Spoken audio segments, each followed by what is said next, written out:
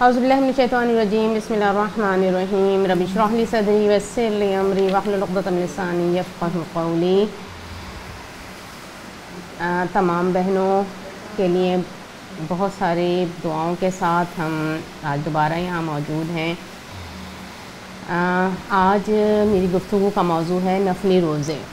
ابھی ہم نے رمضان گزارا، وہ رحمتوں برکتوں کا والا مہینہ جس کے بارے میں رسول اللہ صلی اللہ علیہ وسلم نے ہم نے بتایا کہ جس میں شیاطین جکڑ دیے جاتے ہیں، جس میں جنت کے سارے دروازے کھول دیے جاتے ہیں، جس میں اجر کئی گنا بڑھا دیا جاتا ہے اور جس میں اللہ کی رحمتیں نازل ہوتی ہیں۔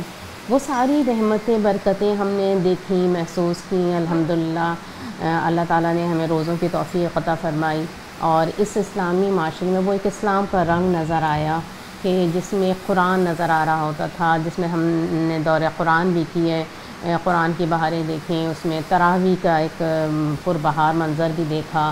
وہ تراویح، وہ راتوں کا قیام، وہ ایک تقوی والا ماحول، وہ ایک ماحول میں ایک نورانیت، وہ ماحول میں ایک سکینت، وہ سارا ایک خوبصورت سا ماحول وہ ہم نے گزارا۔ اور ذرا یاد کریں وہ والا وقت جب رمضان ختم ہو رہا تھا، جہاں یہ فکر کہ یہ والی بات کہ اب عید آ رہی ہے، عید کی خوشی، عید کے کاموں کی فکر، اس کے ساتھ ساتھ ایک عجیب سی کیفیت تھی نا کہ یہ رمضان جا رہا ہے، اب وہ والا ماحول نہیں ہوگا، اب قرآن کے ساتھ اتنا وقت نہیں گزار سکیں گے، اب وہ تراویح نہیں ہوگی، اب وہ والا روزے اور وہ والا ماحول نہیں ہوگا۔ اور کیا کہیں دل کے کسی گوشے میں یہ بات تھی نا کہ اللہ کرے رمضان نہ جائے، ذرا سا اور بڑھ جائے، ایک اداسی سی کی کیفیت یہ تھی نا۔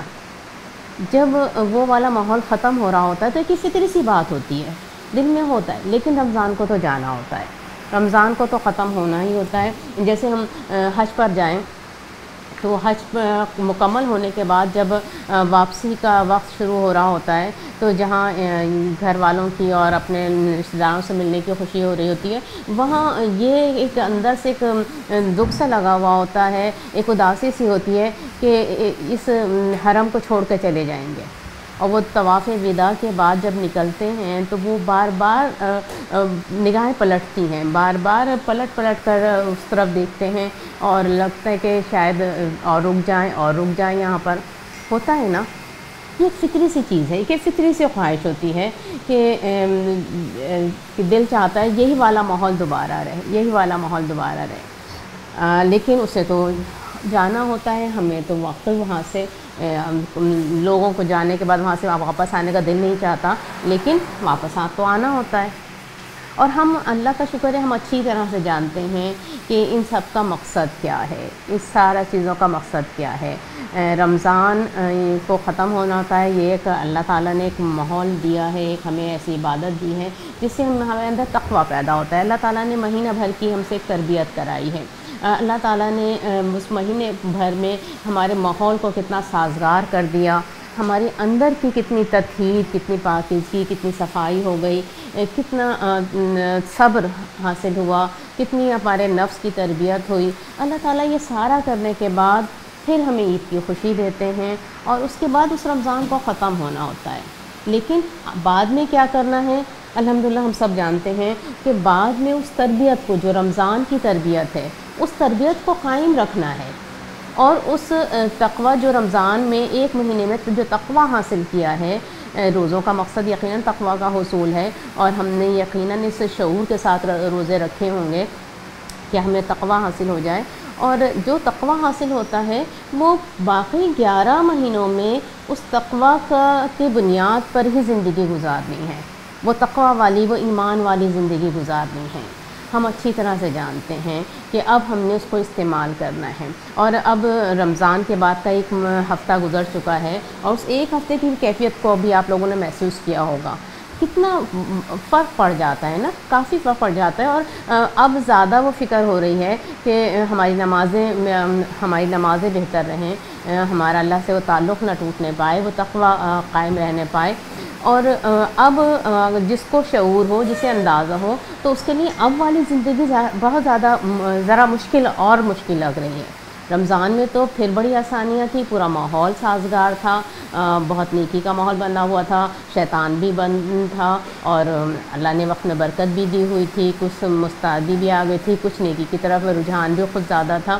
لیکن اب اس اطاعت والی زندگی کے لیے خود کو ذرا مشکل ہو رہا ہے۔ ہمارے بہت پیارے رب نے، ہمارے رحمان الرحیمین رب نے اس والی چیز کو آسان کرنے کے لیے بھی ہمیں نفلی روزوں کا طریقہ بتایا ہے۔ نفلی روزے نفلی ہوتے ہیں، لیکن وہ نفلی روزے ہماری اس اطاعت والی زندگی کو قائم کرنے میں ہماری مدد کرتے ہیں۔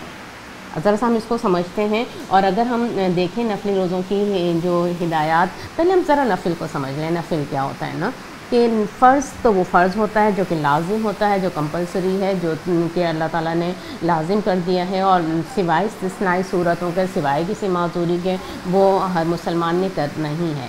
وہ فرض، وہ یقیناً وہ فرض روزے ہر ایک پر فرض تھے۔ وہ رمضان کے فرض روزے ہم نے رکھے، جیسے نماز فرض ہے، اور دوسری عبادات کچھ شرائط کے ساتھ فرض ہیں۔ وہ فرض تو بالکل ضروری کرنا ہوتا ہے، وہ تو لازمی ہوتا ہے، لیکن نفل وہ فرض سے زیادہ کی چیز ہوتی ہے۔ وہ انسان کی اپنی چوائس پر ہوتا ہے، انسان کی اپنی ترغیب پر، اپنی اس کی موٹیویشن پر ہوتا ہے کہ وہ جتنا کرنا چاہے آگے وہ کر لے۔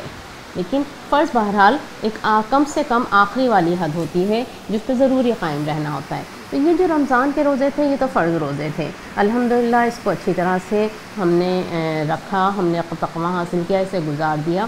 اب آگے اللہ تعالیٰ نے ہمارے لیے نفلی روزوں کے راستے کھولے ہوئے ہیں۔ پہلے ذرا سے نفلی روزوں کے ذرا حضور صلی اللہ علیہ وسلم نے ہمیں کیا ہدایت دی ہیں، ذرا اس کو دیکھ لیں، سمجھ لیں، پھر انشاءاللہ اس کی حکمتوں پہ بھی بات کرتے ہیں۔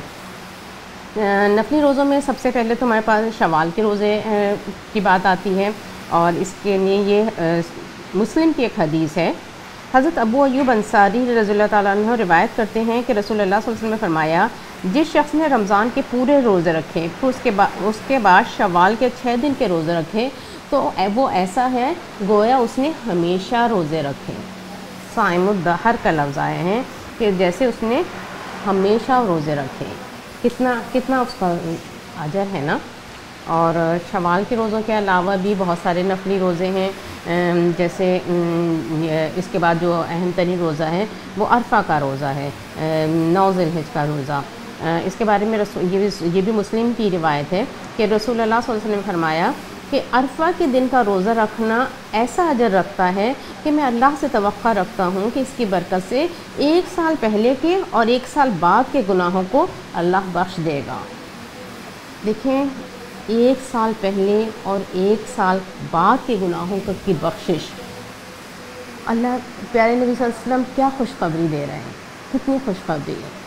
اور اس کے علاوہ عاشوراء کے روزوں کی بھی بڑی فضیلت ہمیں حدیث سے ہی پتہ چلتی ہے کہ رسول اللہ صلی اللہ علیہ وسلم نے فرمایا کہ عاشوراء کے دن کا روزہ رکھنا ایسا ہے کہ میں اللہ سے توقع رکھتا ہوں کہ وہ اس سے 1 سال پہلے کے گناہوں کی بخشش فرما دے گا۔ اللہ تعالیٰ، سبحان اللہ، کتنی ساری وہ مل رہی ہیں نا۔ اور ایک اور مسلم کی ہی روایت ہے کہ حضرت ابو ہریرہ رضی اللہ تعالیٰ روایت کرتے ہیں، رسول اللہ صلی اللہ علیہ وسلم نے فرمایا، رمضان کے بعد سب سے افضل روزے محرم کے روزے ہیں، اور فرض نمازوں کے بعد سب سے افضل نماز تہجد کی نماز ہے۔ یہ افضل ترین روزے ہیں۔ اور اس کے علاوہ ہم ایام 20 کے روزے جو 13، 14، 15 کے روزے ہوتے ہیں، اس کی بھی بڑی فضیلتیں ملتی ہیں۔ یہ سنن ابی نسائی کی روایت ہے کہ حضرت عبداللہ بن عباس رضی اللہ تعالیٰ عنہ بیان کرتے ہیں کہ رسول اللہ صلی اللہ علیہ وسلم ایام 20 کے 13ویں، 14ویں اور 15ویں تاریخ کے روزے کبھی نہیں چھوڑتے تھے، خواہ آپ گھر میں مقیم ہوں یا آپ سفر میں ہوں۔ اور اس کے متعلق ایک اور ہمیں حدیث ملتی ہے، یہ بھی ترمذی اور نسائی کی حدیث ہے۔ حضرت ابو ذر غفاری رضی اللہ تعالیٰ عنہ روایت کرتے ہیں کہ رسول اللہ صلی اللہ علیہ وسلم نے فرمایا، اے ابو ذر، اگر مہینے میں 3 دن کے روزے رکھنا چاہو تو 13ویں، 14ویں اور 15ویں تاریخ کے روزے رکھا کرو۔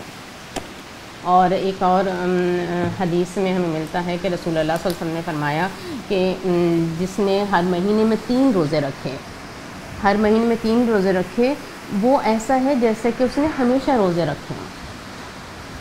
دیکھیں صائم الدہر، جس نے ہمیشہ روزے رکھے، دیکھیں کتنا زیادہ اجر ہے، اجر سب نے بتایا. اور اس کے علاوہ ہمیں جیسے علم ہی ہے کہ رسول اللہ صلی اللہ علیہ وسلم اکثر پیر اور جمعرات کے روزے رکھا کرتے تھے، ان کی بڑی فضیلت بیان فرمائی ہے آپ نے. اور رسول اللہ صلی اللہ علیہ وسلم کا نفلی روزوں کے حوالے سے جو رویہ تھا وہ بھی ہم سب کے علم میں ہے کہ حضرت عائشہ رضی اللہ تعالیٰ عنہ بیان کرتی ہیں کہ رسول اللہ صلی اللہ علیہ وسلم کوئی ایسا مہینہ نہیں جاتا تھا کہ جس میں کوئی نفلی روزہ نہ رکھے ہوں. آپ صلی اللہ علیہ وسلم نے کبھی کسی پورے مہینے کے روزے نہیں رکھے سوائے رمضان کے، لیکن کوئی مہینہ ایسا نہیں جاتا تھا جس میں آپ نفلی روزے نہ رکھتے ہوں. اور سب سے زیادہ نفلی روزے آپ صلی اللہ علیہ وسلم شعبان کے مہینے میں رکھا کرتے تھے. اور رسول اللہ صلی اللہ علیہ وسلم اکثر صوم وصال بھی رکھا کرتے تھے، اور آپ صلی اللہ علیہ وسلم اکثر پیر اور جمعرات کا روزہ رکھتے تھے. رسول اللہ صلی اللہ علیہ وسلم نے ہمیں یہ بھی بتایا کہ پیر اور جمعرات کو جب اللہ کے حضور اعمال پیش کیے جاتے ہیں تو میں چاہتا ہوں کہ میں روزے سے ہوں. پیر جمعرات کے روزوں کا بھی وہاں پہ ملتا ہے. تو ان ساری جب روایتوں کو ہم دیکھتے ہیں، ہمارے سامنے رسول اللہ صلی اللہ علیہ وسلم کا رویہ آتا ہے، تو ہمیں اندازہ ہوتا ہے کہ حضور صلی اللہ علیہ وسلم جہاں نفل نمازوں میں بہت آگے بڑھے ہوئے تھے. آپ صلی اللہ علیہ وسلم تہجد کی آپ کی جو کیفیت تھی کہ آدھا رات اور آدھی سے زیادہ رات آپ صلی اللہ علیہ وسلم کھڑا رہا کرتے تھے اور عبادت کیا کرتے تھے، نمازیں پڑھا کرتے تھے. اسی طرح حضور صلی اللہ علیہ وسلم بہت زیادہ نفلی روزے رکھا کرتے تھے، اور صحابہ کرام کا بھی اس بارے میں یہ ذوق و شوق یہی تھا، وہ زیادہ سے زیادہ روزہ رکھا کرتے تھے. اور ایک دفعہ حضرت عبداللہ بن عباس نے شاید وہ حضور صلی اللہ علیہ وسلم سے اجازت بھی مانگی تھی کہ میں کتنا روزہ رکھوں، تو حضور صلی اللہ علیہ وسلم نے فرمایا تھا کہ ایک دن سب سے بہتر روزہ حضرت داؤد علیہ السلام کا روزہ ہے کہ ایک دن روزہ رکھو اور ایک دن افطار کرو. اور جب انہوں نے زیادہ اصرار کیا تو حضور صلی اللہ علیہ وسلم نے سختی سے منع فرمایا تھا کہ یہ سب سے زیادہ ہے، اس سے زیادہ مت کرو. اور ایک اور حدیث ہمارے سامنے آتی ہے کہ رسول اللہ صلی اللہ علیہ وسلم نے فرمایا کہ جس نے ہمیشہ روزہ رکھا اس نے روزہ نہیں رکھا. غور کریں، جس نے ہمیشہ روزہ رکھا اس نے روزہ نہیں رکھا. دیکھیں روزے کا جو مقصد اور حکمت ہے کہ وہ جو ضبط نفس اور وہ جو صبر کی کیفیت پیدا ہو. تو اگر جس نے ہمیشہ روزہ رکھا اس نے تو ایک وقت کھانا کھانے کی عادت بنا لی نا، اس کو وہ ضبط نفس اور وہ صبر کی کیفیت تو حاصل نہیں ہوگی نا. اسلام بہترین دین، بہت معتدل دین، بہترین نظام تربیت ہے. اور جب ہم ان حدیثوں کو دیکھتے ہیں اور نفلی روزوں کا اجر پڑھتے ہیں تو واقعی بڑی حیرت ہوتی ہے کہ اتنا اجر اللہ تعالیٰ بس اتنا زیادہ. ظاہر رسول اللہ صلی اللہ علیہ وسلم نے فرمایا، اور آپ صلی اللہ علیہ وسلم سے زیادہ سچی بات کس کی ہو سکتی ہے؟ یقیناً بالکل سچ فرمایا، یقیناً اللہ تعالیٰ اتنا ہی اجر دینے والے ہیں. اور اس کو علماء نے یہ اس کی جو تشریح میں اور جو بیان کیا ہے کہ ہر عمل کا کم سے کم 10 گنا بڑھایا جاتا ہے، اور اس سے زیادہ جتنا نیت ہو اسی لحاظ سے بڑھایا جاتا ہے. تو اگر ایک شخص مہینے میں 3 دن کے روزے رکھے گا تو وہ اس کو 30 روزوں کا ثواب مل جائے گا. کم سے کم 10 گنا تو بڑھتا ہے نا.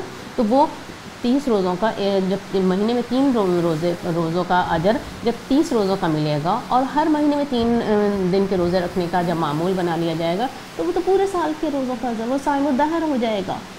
اور اسی طرح جو شوال کے روزوں کے بارے میں حضور صلی اللہ علیہ وسلم نے فرمایا، جس نے رمضان کے روزے رکھے اور پھر شوال کے روزے رکھے، وہ ایسا ہے جیسے کہ اس نے ہمیشہ کے روزے رکھے. رمضان کے روزے یقیناً اس کا بہترین اجر ہے. اللہ تعالیٰ نے فرمایا اس کا اجر میں ہی دوں گا، اور کتنا ہے کیا حد ہے وہ اللہ ہی کو پتہ ہے.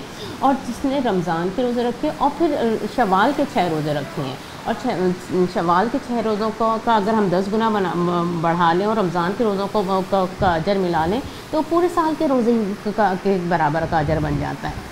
لیکن اگر ان سارے حساب کتاب کو چھوڑیں، سارے اس حساب کتاب کو چھوڑ کر ہم صرف ان حدیثوں میں جو ایک ترغیب نظر آتی ہے اسے دیکھیں، ان حدیثوں کو سننے کے بعد دل میں خواہش پیدا ہوتی ہے نا کہ ہم نفل روزہ رکھیں. نفل بہرحال نفل نہیں ہے، فرض کے بعد ہی ہے، لیکن نفل کی جو اجر بتائے جا رہے ہیں اس کے بعد دل میں یقیناً ایک تڑپ، ایک شوق پیدا ہوتا ہے کہ ہم رکھیں. اور جو دینے والا ہے اس کے خزانوں میں کوئی کمی نہیں ہے، وہ اس سے کہیں زیادہ بڑھ کر دے سکتا ہے. اور ان حدیثوں کو دیکھ کر تو بس لگتا ہے کہ رسول اللہ صلی اللہ علیہ وسلم شدید قسم کی ترغیب دیا کرتے تھے اور کہ تم زیادہ سے زیادہ نفل روزے رکھو۔ اب ذرا سے اس کی حکمتوں پہ غور کرتے ہیں کہ ان نفل روزوں کی حکمتیں، یقیناً ہم تو اجر کے لیے رکھیں گے اور جو دینے والا ہے وہ یقیناً اس سے زیادہ بڑھ کر دے گا، لیکن اگر حکمتوں کو سمجھ لیں، کیونکہ اللہ تعالیٰ خود اپنی حکمتیں بتاتے بھی ہیں اور حکمتوں کو سمجھ لیں تو اطمینان قلب بھی زیادہ ہو جاتا ہے۔ حکمتوں کو ہمیں سمجھیں کہ مومن کی زندگی، اصل میں مومن کی زندگی ہے کیا؟ اللہ تعالیٰ نے واضح طور پر فرمایا وَمَا خَلَقْتُ الْجِنَّ وَالْإِنسَ إِلَّا لِيَعْبُدُونَ، ہم نے تو جنوں انس کو اس لیے پیدا کیا کہ وہ عبادت کریں، وہ اللہ ہی کی عبادت کریں۔ مومن کی زندگی کا تو مقصد ہی عبادت ہے نا، پوری زندگی عبادت کیا ہے؟ بندگی، اللہ کی بندگی۔ مومن اللہ ہی کا بندہ ہے اور پوری زندگی انا اول المسلمین، میں تو سب سے پہلے سر جھکانے والا ہوں۔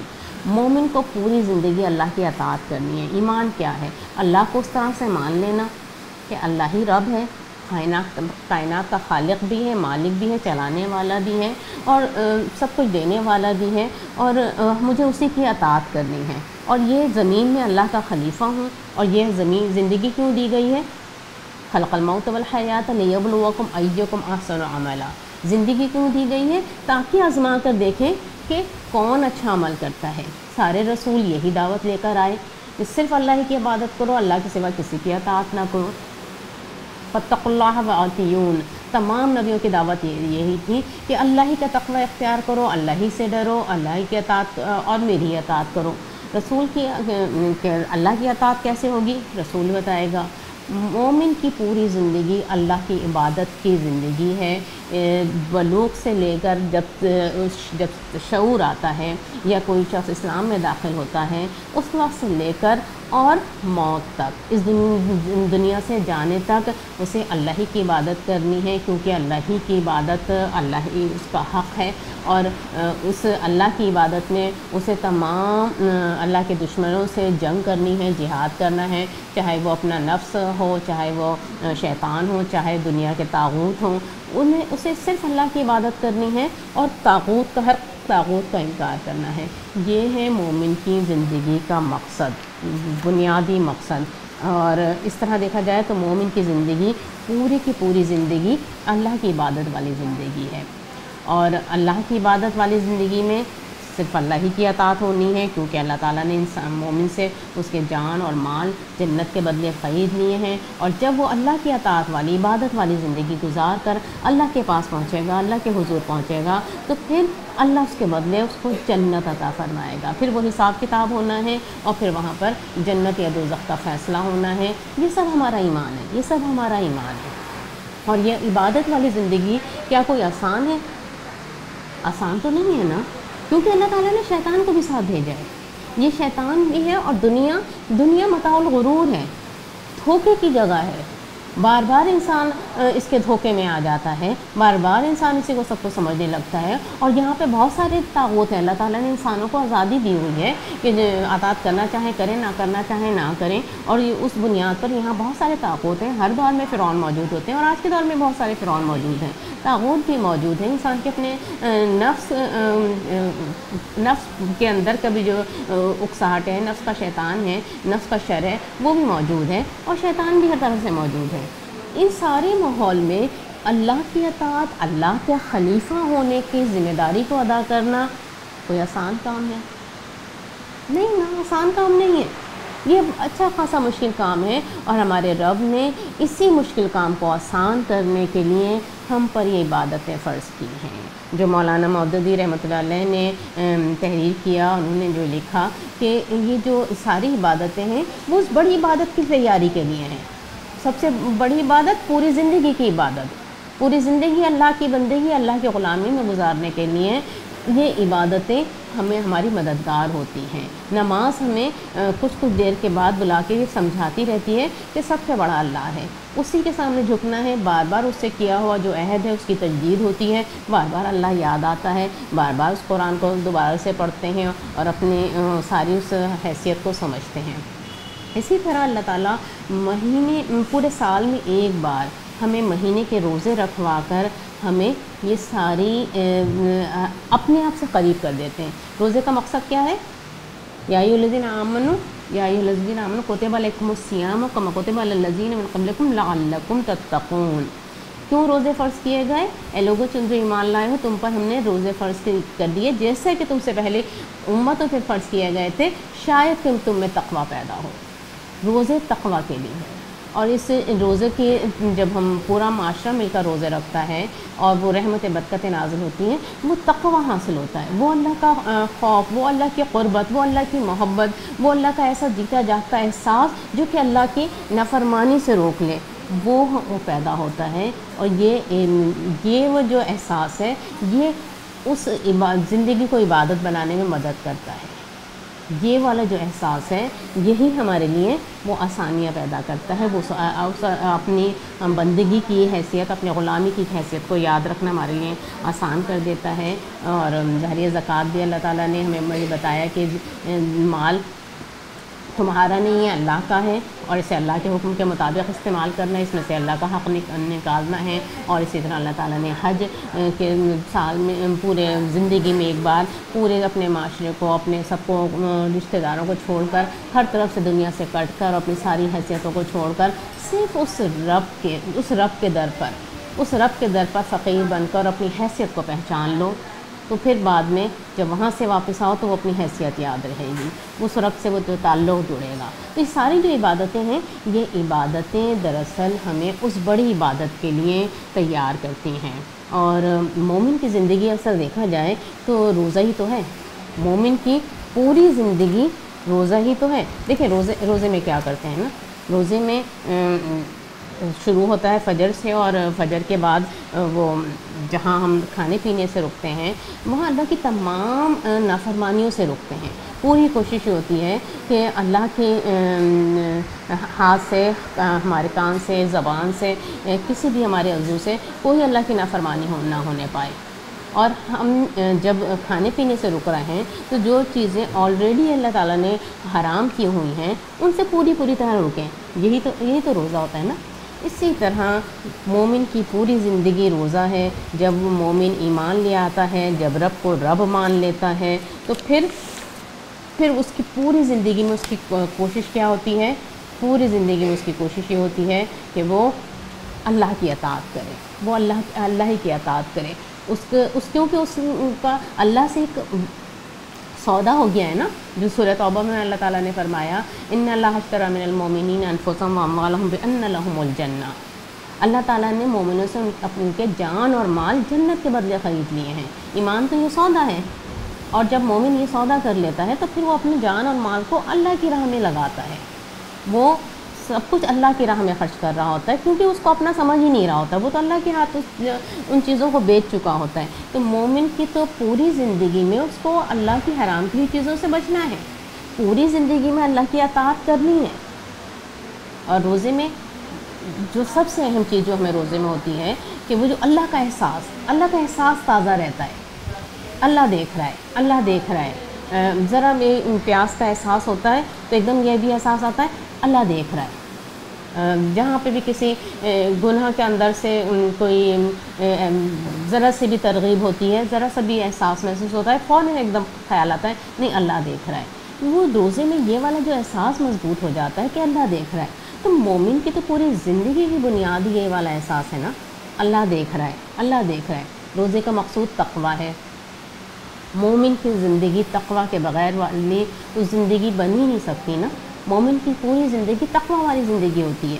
مومن جب ایک دفعہ یہ مان لیتا ہے کہ میں بندہ ہوں، یہ دنیا امتحان گاہ ہے، یہاں میں آزمائش کے لیے بھیجا گیا ہوں، یہاں میری نگرانی بھی ہو رہی ہے، ریکارڈ بھی رکھا جا رہا ہے، اور ایک دن اللہ کے سامنے کھڑا بھی ہونا ہے اور رزلٹ بھی لینا ہے، اور آگے جو انجام ہے اس میں دوبارہ کسی سپلی کا اور دوبارہ واپس بھیجے جانے کا کوئی چانس نہیں ہے۔ جب اس کو اس بات کا یقین ہو جاتا ہے تو پھر وہ جو تقوی کا احساس ہوتا ہے، وہ اللہ سے محبت، اللہ سے قربت، تو مومن کی زندگی میں تو مسلسل ہی رہتا ہے۔ اور مومن مسلسل ظاہری اللہ کو یاد رکھتا ہے، جب ہی وہ اللہ کی اطاعت والی زندگی گزار پاتا ہے۔ دیکھیں روزہ کیا ہے؟ روزہ صبر کی تربیت ہے نا۔ مومن کی تو پوری زندگی صبر ہے، پوری زندگی صبر ہے۔ اور ہم اگر قرآن کو پڑھیں تو صبر کا اتنا ذکر ملتا ہے، اور سب سے بڑھ کر جب جنت میں داخل کیے جائیں گے تو وہاں پر کہا جائے گا کہ داخل ہو جاؤ اس یہ جو سورہ رعد کی آیت ہے، سلام علیکم بما صبرتم فنعم عقبی الدار، سلام ہو تم پر تمہارے اس صبر کے بدلے جو کہ تم نے دنیا میں کیا تھا، تمہارے لیے بہترین گھر ہے۔ تو جنت تو صبر کا بدلہ ہے۔ مومن کی زندگی صبر والی زندگی ہوتی ہے، سیلف کنٹرول والی زندگی ہوتی ہے۔ مومن کی زندگی میں صحیح اور غلط واضح ہوتا ہے، اور وہ غلط سے بہت بچتا ہے۔ صبر اصل میں روزہ ہمیں صبر کی تربیت دیتا ہے، اور مومن کی پوری زندگی صبر والی زندگی ہوتی ہے۔ اچھا، روزہ تو کھل جاتا ہے، اس کا افطار ہو جاتا ہے مغرب کے وقت، لیکن مومن کا افطار کس وقت ہوتا ہے؟ ظاہر ہے جو چھوٹا سا ایک دن کا روزہ ہوتا ہے، جو ایک دن کا روزہ ہوتا ہے، اس کا افطار ہو جاتا ہے قرب آفتاب کے وقت۔ مگر جو مومن کی زندگی ہوتی ہے، جو پوری زندگی کا اس کا روزہ ہوتا ہے، اس کے افطار ہوتا ہے جب عمر کا سورج ڈھل جاتا ہے، عمر کے سورج کے ساتھ، جب عمر کا جو آفتاب عمر ہوتا ہے، جب وہ غروب ہوتا ہے، جب افطار ہوتا ہے۔ اور افطار ہم کرتے ہیں کھجور سے اور شربت سے اور پانی سے، اور وہ والا مومن کا افطار کس سے ہوگا؟ اس جام کوثر سے، جس کے بعد پھر کبھی کوئی پیاس نہیں لگے گی۔ ایک صاحب کا ایک واقعہ آتا ہے کہ وہ ان سے کسی سے شخص نے کوئی غلط کام کروانے کے لیے کچھ رشوت دینے کی پیشکش کی، تو انہوں نے جواب دیا کہ جس کا روزہ کھلنے والا ہو، جو دیکھ رہا ہو کہ سورج غروب ہونے والا ہے، کیا وہ اس وقت روزہ توڑے گا؟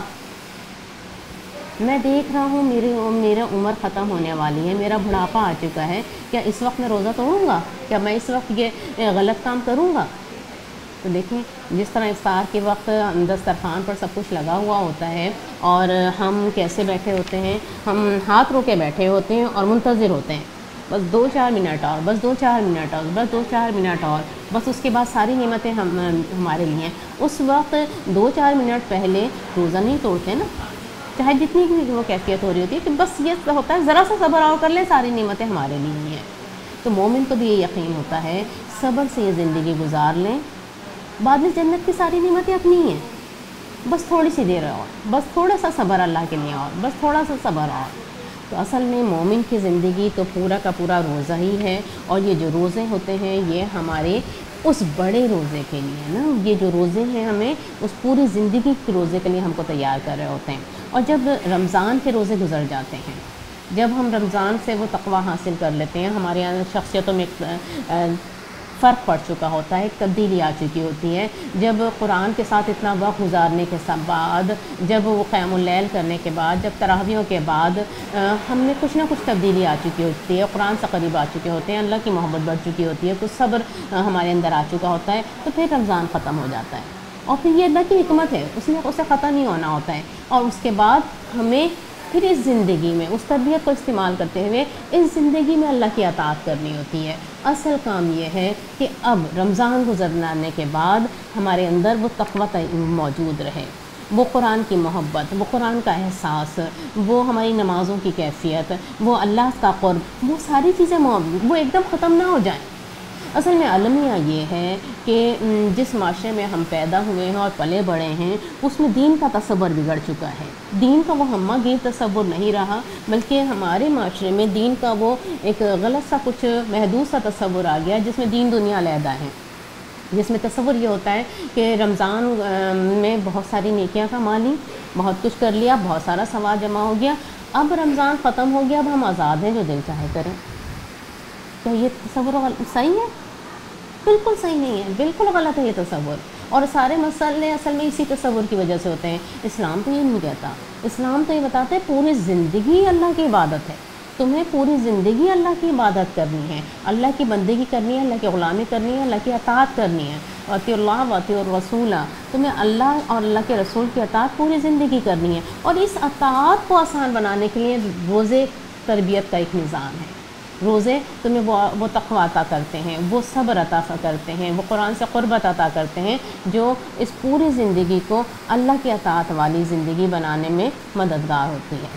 تو جب ہم یہ حاصل کر لیں تو اس کے بعد ہمیں باقی کی زندگی، تو اس سے یہ اندازہ ہوا نا آزمائش تو اب شروع ہوئی ہے۔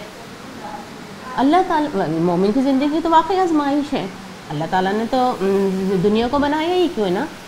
سورہ کہف میں اللہ تعالیٰ نے فرمایا نا نَجْعَلْ مَا عَلَى الْأَرْضِ زِينَةً لَهَا لِنَبْلُوَهُمْ أَيُّهُمْ أَحْسَنُ عَمَلًا۔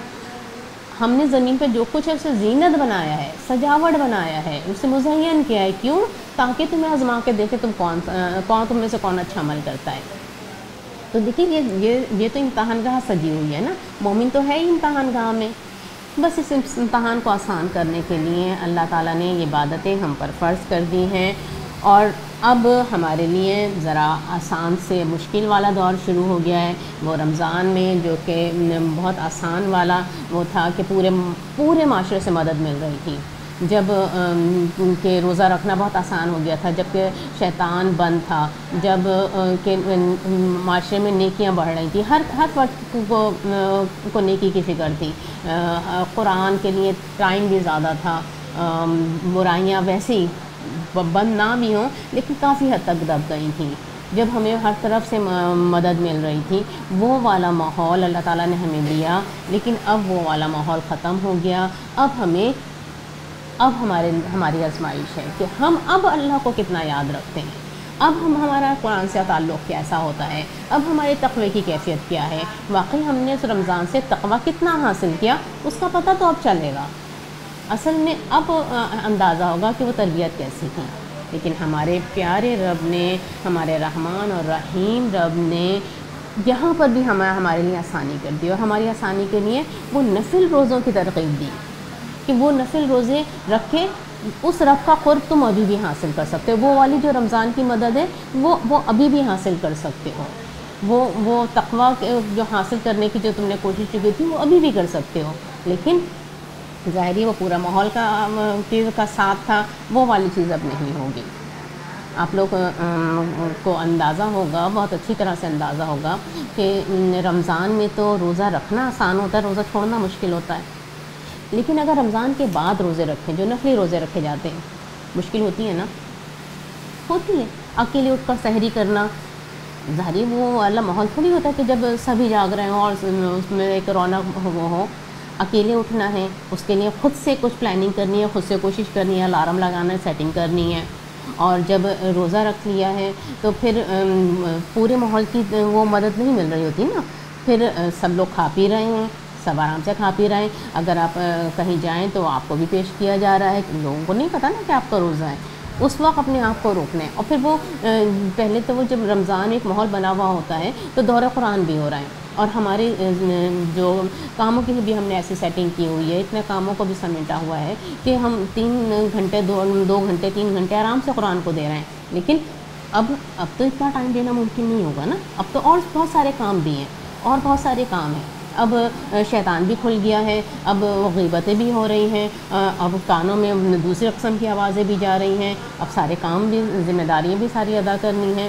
تو اب ذرا سا مشکل ہو جاتا ہے، یہ والا روزہ رکھنا ذرا سا مشکل ہو جاتا ہے۔ لیکن یہ والے جو نفل روزے ہیں، جبھی تو اتنا سارا اس کا اجر اللہ تعالیٰ دے رہا ہے، جب یہ والے روزے رکھتے ہیں تو وہ والے تقویٰ کی حفاظت ہوتی ہے، وہ جو تقویٰ ہم نے حاصل ہوا تھا، اور وہ جو اللہ صبر، جب ظاہری پورے ماحول کی مدد مل رہی ہوتی ہے تو ایک دوسرے لحاظ سے ہمارے تقویٰ میں بہت تیزی سے اضافہ ہو رہا ہوتا ہے، وہ قرآن سے قربت میں، وہ اللہ سے محبت میں، وہ اللہ کے احساس میں بہت تیزی سے اضافہ ہو رہا ہوتا ہے۔ لیکن جب یہ ساری مدد نہیں ہے، جب ہم اکیلے کر رہے ہیں تو اسٹرگل زیادہ کرنی ہے نا، پھر محنت زیادہ ہے تو پھر وہ احساس بھی زیادہ ہے۔ یقیناً یہ جو روزے ہیں یہ اللہ تعالیٰ کی بڑی رحمت ہے، بڑی حکمت ہے کہ اللہ تعالیٰ نے ہمارے لیے ایک آسانی کا موقع رکھا ہے کہ ہم اس کو کر سکیں۔ جیسے ایک دفعہ رسول اللہ صلی اللہ علیہ وسلم جب غزوہ تبوک سے شاید واپس آ رہے تھے تو حضور صلی اللہ علیہ وسلم نے فرمایا تھا کہ اب تم جہاد اصغر سے جہاد اکبر کی طرف واپس آ رہے ہو، ظاہری میدان جنگ سے لوٹ رہے تھے، میدان جنگ سے لوٹ رہے تھے، لیکن حضور صلی اللہ علیہ وسلم نے فرمایا تھا کہ وہ چھوٹا جہاد تھا. اب تم جب گھروں کی طرف آ رہے ہو تو تم بڑے جہاد کی طرف آ رہے ہو. اب گھروں میں کس سے لڑنا تھا؟ اپنے نفس سے لڑنا تھا. وہ جو دو بدو دشمن سے لڑائی ہوتی ہے میدان جنگ میں، حضور صلی اللہ علیہ وسلم نے اسے جہاد اصغر فرمایا. اور جو گھروں میں اپنے نفس اور پورے ماحول سے میں رہتے ہوئے شیطان سے لڑنا ہے، آپ صلی اللہ علیہ وسلم نے اسے جہاد اکبر فرمایا تھا. کیونکہ اس وقت تو وہ چیز ظاہری ہے، دشمن سامنے ہے اور آئے ہی لڑنے کے لیے ہیں اور سب کچھ کلیئر ہے اور سب کچھ لگایا ہوا ہے، تو اس میں تو انسان کے بہکنے کا اتنا موقع نہیں رہتا اور اس میں پھر بھی انسان قائم رہتا ہے. لیکن جب انسان گھروں میں ریلیکس ہو جاتا ہے، جب وہ ایک جنگ والی اور کیفیت نہیں رہتی، جب مطمئن ہو جاتا ہے، اس وقت الرٹ رہنا، اس وقت اپنے نفس کے شیطان سے بچنا، اس وقت ماحول کے شیطان سے میں موجود سارے شیطان سے بچنا، داقوتوں سے بچنا، یہ جہاد اکبر ہوتا ہے.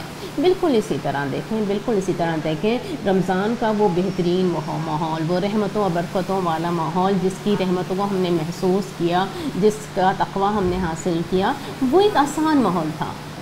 اب اس تربیت کو ہم نے رمضان کے بعد استعمال کرنا ہے.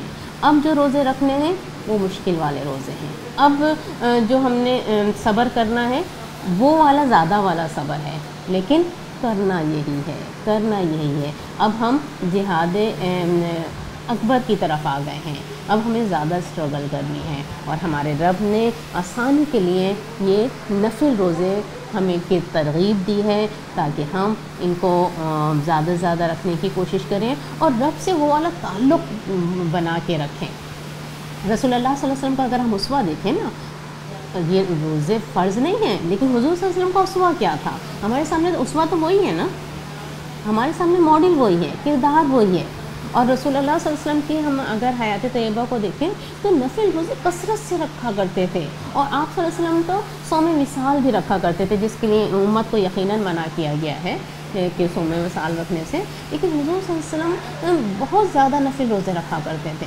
آپ صلی اللہ علیہ وسلم کا طریقہ اسوہ یہی ہے. ہم صحابہ کرام میں بھی دیکھیں، صحابہ کرام کا بھی رویہ یہی تھا. امہات المومنین کو دیکھیں کہ بہت زیادہ نفل روزے رکھا کرتے تھے، بہت زیادہ نفل.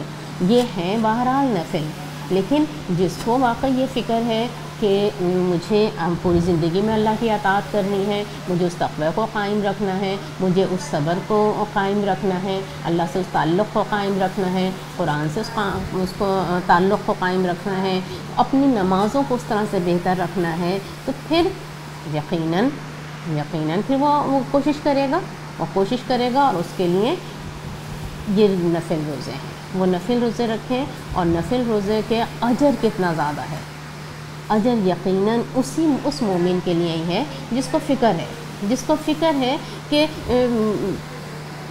میرا صبر ضائع نہ ہونے پائے، جس کو تقویٰ کی فکر ہے، جس کو اللہ کی رضا حاصل کرنے کی فکر ہے، تو اسی کے لیے یہ اتنا سارا اجر ہے، ڈھیروں ڈھیر اجر ہے. تو اللہ تعالیٰ ہمارے لیے آسانی کرے اور اللہ تعالیٰ ہم اس کو سمجھنے والا بنا دے.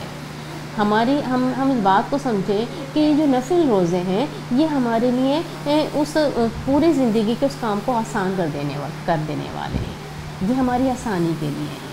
اور جس کو وہ جنت منزل نظر آئے گی، جس کو جنت میں جانا ہے، جس نے یہ دنیا کی حقیقت کو سمجھ لیا کہ دنیا امتحان گاہ ہے، اور جس نے اس بات کو سمجھ لیا کہ اللہ ہی رب ہے اور مجھے یہاں پر اللہ کے خلیفہ کی ذمہ داریاں ادا کرنی ہیں، پھر تو وہ ضرور اس تقویٰ کو ہاتھ سے نہیں جانے دے گا. پھر تو وہ ضرور اللہ سے اس تعلق کو قائم رکھنے کی کوشش کرے گا. اور اس کا ایک بہت اہم ذریعہ یہ روزے ہیں. ظاہر فرض روزے تو 1 مہینے کے ہیں، لیکن بعد میں نفل روزوں کے وہ کھلے ہوئے ہیں، راستے کھلے ہوئے ہیں کہ بعد میں وہ نفل روزے بھی رکھیں، جس کی نظر سے محنت زیادہ کرنی پڑے گی، لیکن وہ اللہ سے اس تعلق کو مضبوط رکھیں گے جو مومن کی زندگی کو اطاعت والی زندگی، اسلام والی زندگی، ایمان والی زندگی بنا دیں گے. دیکھیں اللہ سے اس تعلق کے بغیر، اس تقویٰ کے بغیر مومن اپنے فرائض انجام ہی نہیں دے سکتا، وہ اطاعت والی زندگی گزر ہی نہیں سکتی ہے. اور اس کے لیے قرآن سے تعلق، اس کے لیے نمازوں کی بہتری، اس کے لیے روزے، یہ تینوں اللہ تعالیٰ نے تو ہمارے لیے بڑی آسانیاں کر دی ہیں، ہمیں راستہ دکھا دیا ہے، ہمارے سامنے اسوہ بھی رکھ دیا ہے، ہمیں سمجھا بھی دیا ہے۔ اب ہمیں سمجھنا ہے اپنی جس جہاد کو ہم نے گزارنا ہے، جو جہاد ہم نے کرنا ہے، جس جہاد کا جو جہاد پوری زندگی پر محیط ہے، اور جس کا بدلہ اللہ تعالیٰ نے فرمایا کہ جنت ہے، جس کا بدلہ وہ ہمیشہ ہمیشہ رہنے والے باغات ہیں، وہ ہمیشہ ہمیشہ رہنے والی نعمتیں ہیں، وہ جو اگر وہ ہماری منزل ہے تو پھر ہمیں مدد لینی ہے ان نفل روزوں سے۔ اور نفل روزوں کو بھی اگر دیکھیں نا، اگر ہم اس کو دیکھیں رمضان ختم ہونے کے بعد وہ اللہ تعالیٰ نے 6 روزے رکھے اس مہینے میں، ان 6 روزوں کو اگر ہم اور وہ بھی بڑی آسانی کے ساتھ کہ پورے مہینے میں ہم رکھ سکتے ہیں، جب ہم وہ رکھیں گے تو وہ والی کیفیت بہرحال کچھ نہ کچھ باقی رہے گی۔ اور اس کے بعد ہر مہینے کے 3 روزے، بس اللہ تعالیٰ سے اس دعا کے ساتھ کہ اللہ تعالیٰ ہمیں اس کی حکمتیں سمجھا دے، اللہ تعالیٰ ہمارے اندر وہ شوق اور ذوق پیدا کر دے، ہمیں وہ سمجھ دے کہ ہم اس کی اہمیت کو سمجھیں، تو پھر ہمارے اندر خود سے وہ داعیہ پیدا ہوگا، خود سے ایک وہ شوق پیدا ہوگا کہ ہم ہیں ہی نوافل۔ لیکن بعض اوقات ہے نا کہ شیطان بہت طریقوں سے آتا ہے، اور بعض اوقات ذہن میں اس قسم کے خیالات آتے ہیں کہ نفلی تو ہے نا، یہ ہم نے فرض کر لیا کافی ہے، لیکن نفل ہے نفل ہی، لیکن اگر وہ مقصد سامنے ہو کہ ہمیں پوری زندگی میں اللہ کی اطاعت کرنی ہے، اور میرا جو کام ہے خلیفۃ اللہ فی الارض کے حوالے سے جو مجھے ذمہ داریاں ادا کرنی ہیں، جو میری آزمائش ہے زندگی میں، اگر وہ ساری چیزیں سامنے ہوں گی تو پھر یہ نفل نمازیں، یہ نفل روزے مجھے مددگار ان سارے ذمہ کے اپنے فرائض کے ادائیگی میں بہت مددگار محسوس ہوں گے، یہ میرے لیے مددگار ہے۔ تو اللہ تعالیٰ ہمیں اس کو سمجھنے والا بنائے کہ یہ نفل روزے اللہ کی بہت بڑی رحمت ہیں، اللہ کی بڑی نعمت ہیں، ہم اس کی قدر کریں، ہم نفل روزوں کو رکھنے کے عادی بنیں، کیونکہ ہمیں تو پوری زندگی اللہ کی اطاعت کرنی ہے، اور یہ نفل روزے ہمارے لیے وہی آسانی کر رہے ہوتے ہیں۔ وہ رمضان کے روزوں سے جو ہم نے تقویٰ حاصل کیا ہے، جو صبر حاصل کیا ہے، جو قرآن سے قربت حاصل کی ہے، جو اللہ کی محبت حاصل کی ہے، اس سب کو بعد میں باقی رکھنے کے لیے یہ نفل روزے بہت مددگار ہوتے ہیں۔ تو اللہ تعالیٰ بس ہمیں ذوق و شوق دے کہ ہم نفل روزوں کو بہت ذوق و شوق سے رکھیں۔ یقیناً جو اجر رسول اللہ صلی اللہ علیہ وسلم نے ہمیں بتایا ہے وہ ضرور ملے گا، یقیناً وہ اجر ملے گا، اور اہم بات کہ وہ مومن والی زندگی گزارنا آسان ہو جائے گی جس کا بدلہ جنت ہے۔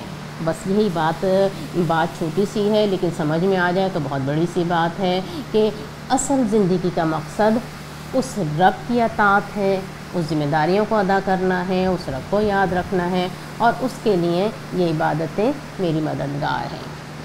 تو بس اس دعا کے ساتھ بات کو اپنے ختم کرتی ہوں کہ یہ بات اللہ کرے ہماری سمجھ میں آ جائے کہ یہ جو فرض روزے جو فرض روزے تھے یہ ہمیں اس بڑی عبادت کے لیے تیار کرنے کے لیے تھے۔ اللہ تعالیٰ نے پورے ماحول کی مدد دے کر، شیطان کو بند کر کے اور اجر کو اتنا زیادہ بڑھا کے ہمیں وہ تربیت دی، اور ہمارے اندر یقیناً ایک تبدیلی آئی، اور اب بعد میں ہم نے اس تربیت کو استعمال کرنا ہے اور اللہ کی اطاعت کرنی ہے، اور سارے ظاہری مومن کی زندگی پوری زندگی جہاد ہے، سارے شیطانوں سے جہاد کرنا ہے، اپنے نفس کے شیطان سے بھی کرنا ہے، اور باہر کے شیطان سے بھی کرنا ہے، اور دنیا کے طاغوتوں سے بھی کرنا ہے، اور اس کے لیے مجھے اگر مدد کی ضرورت ہے تو مدد مجھے ملے گی نمازوں سے، مدد مجھے ملے گی ان نفل روزوں سے۔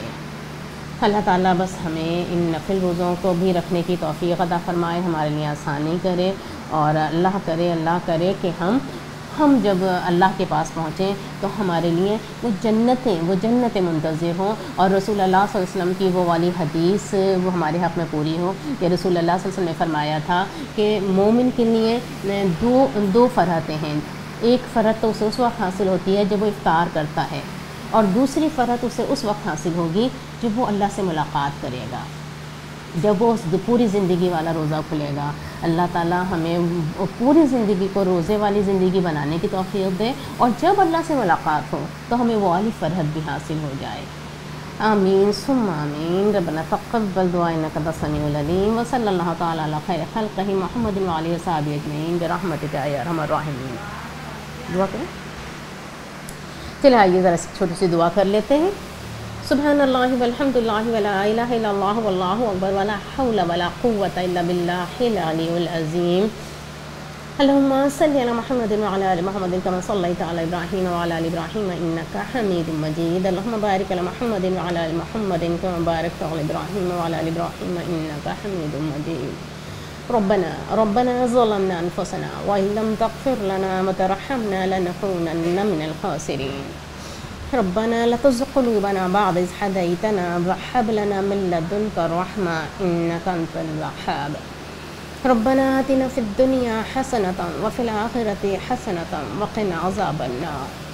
اے رب کریم، اے رحمان الرحیمین، اے ہمارے محبت کرنے والے مہربان رب، اے رب کریم آپ کا لاکھ لاکھ شکر و احسان ہے کہ آپ نے ہمیں رمضان کی رحمتیں برکتیں عطا فرمائی، آپ نے ہمیں روزے رکھنے کی توفیق عطا فرمائی، آپ نے ہمیں قرآن پڑھنے اور ہمیں تراویح ادا کرنے کی توفیق عطا فرمائی. اے رب کریم، اے رحمان الرحیمین، ہمارے سارے روزوں کو اور روزوں کے رمضان کی ساری عبادتوں کو قبول فرما لیجیے.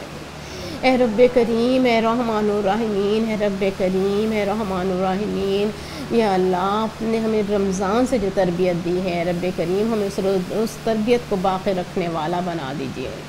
اے رب کریم، اے رحمان الرحیمین، رمضان کے بعد کی زندگی اے رب کریم پہلی والی زندگی سے بہتر بنا دیجیے، اپنی اطاعت والی بنا دیجیے. اے رب کریم، اے رحمان الرحیمین، ہمیں تقوی والی زندگی دے دیجیے، ہمیں ایمان والی زندگی دے دیجیے، ہمیں ہدایت والی زندگی دے دیجیے. اے رب کریم، آپ کو بھولنے سے آپ کی پناہ چاہتے ہیں. اے رب کریم، ان لوگوں میں مت رکھیے گا جو آپ کو بھول گئے اور خود اپنے آپ کو بھول گئے. اے رحمان الرحیمین، اے رحمان الرحیمین، ہمیں شعور کی زندگی، ہمیں ایمان کی زندگی، ہمیں اسلام والی زندگی عطا فرما دیجیے. اے رب کریم، اے رحمان الرحیمین، شیطان مردود سے آپ کی پناہ چاہتے ہیں، اپنے نفس کے شر سے آپ کی پناہ چاہتے ہیں. اے رب کریم، اے رحمان الرحیمین، ہر قسم کے شرک سے، چھوٹے بڑے کھلے چھپے ہر قسم کے شرک سے آپ کی پناہ چاہتے ہیں. اے رحمان الرحیمین، ہمیں اپنی عبادت کرنے والا، شعور کے ساتھ عبادت کرنے والا بنا دیجیے. یا اللہ ہماری پوری زندگی کو عبادت والی زندگی بنا دیجیے، تقوی والی زندگی بنا دیجیے. اے رب کریم، اے رحمان الرحیمین، یا اللہ جب آپ سے ملاقات ہو تو آپ ہم سے راضی ہوں اور ہم اپنے انجام سے خوش ہوں. اے رب کریم، اے رحمان الرحیمین، یا اللہ جب ہم اس دنیا سے اس دنیا کی طرف جائیں، اے رب کریم روز آخرت رسول اللہ صلی اللہ علیہ وسلم کے ہاتھ سے جام کوثر پینا نصیب فرما دیجیے.